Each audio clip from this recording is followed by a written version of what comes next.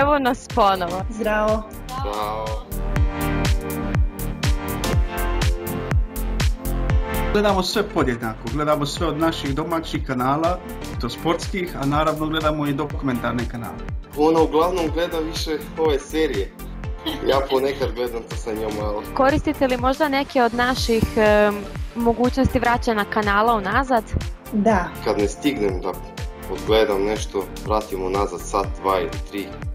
Čak i dan. Posebno ta opcija koja mi se stvarno dopada, posebno kad promašimo neke od programa.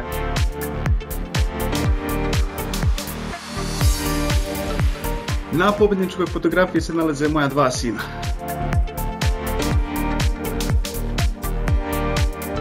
Željeli bismo da se zahvalimo GSS Mediji pošto su nam omogućili da učestvujemo u nagradnoj igri i tako osvojili 2. mjesto.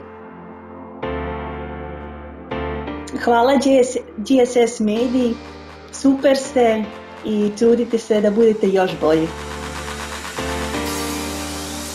Ovom prilikom bih se htio zahvaliti GSS Mediji na pruženoj prilici za ovu nagradu, a također bih htio iskoristiti priliku da se zahvalim prijateljima i porodici koji su učestvovali u lajkanju slike jer bez njih ovo ne bi bilo moguće. I ostalim učesnicima želimo puno sreće u narednom kolu.